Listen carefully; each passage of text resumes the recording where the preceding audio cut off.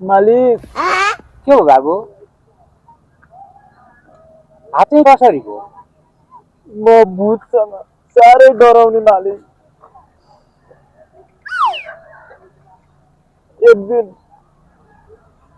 सुत्दाखेरि सिरानीमा खुकुरी राखेर सुतेको मालिक। अबे जल्दी बोल, कल सुबह पनवेल निकलना है। भूत त पढे लेखेको रहेछ नि। खुकुरी ठाडो बनाएर राखेछ। अरे देवा, ये गड़बड़ है बाबा। आधा हात भूतले काट्यो, आधा हात डक्टरले काट्यो मालिक। ल म त दिनी दानी मान्छे हो नि बाबु म त दानी मान्छे कसैले डराइन्छ नि है दिन्नन् के बाबु दिन्नन् आजकलको जमाना यस्तो छ नि बाबु कसैले कसैलाई दिँदैनन् म दिन्छु अब थोरै लिएर आएको छु है म दिन्छु है है बाबु ए बाबु हजुर हजुर यो बाबु अलि दिनको रहेछन् हात पनि रहन्छ बिचराको है यस्तालाई त दिनुपर्छ के बाबु दिनु खोजेर मैले पनि झन्डै दिएर आएको सहयोग गरेको मैले है बाबु ए आज त मैले अब पैसा त्यति बोकेको छुइनँ हैन पैसा यति नै छ है यो राख्नुहोस् म भोलि आउँछु भोलि आएर मेरो एनजिओको साथीहरू छ उनीहरूलाई भनेर के कसो सहयोग हुन्छ म गरिदिन्छु है हिम्मत नहार्नु मलाई लाग्यो है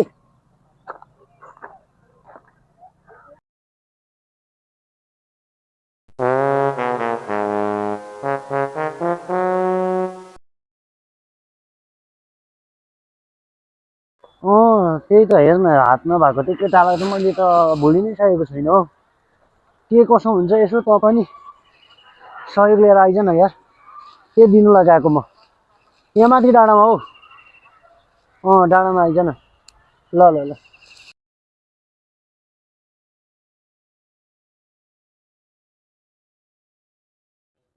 सहयोग त गर्नु पर्यो नि। एउटा असहाय मान्छेलाई सहयोग नगरेर हुन्छ? सहयोग गर्नुपर्छ। लु छिटो है छिटो है।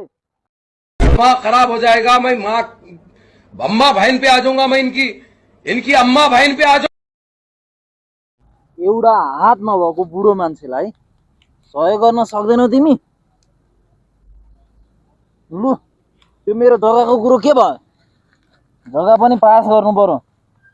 भएन, पास नभएको धेरै भयो।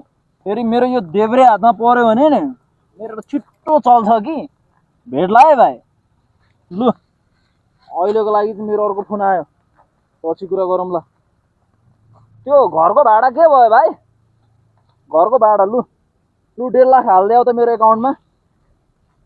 छिटो छिटो छिटो। तेरिका, दिस इज बिजनेस। हेलो, खोइ त खोइ सहयोग, खोइ सहयोग सहयोग चाहिएन? सहयोग त गर्नु पर्यो नि।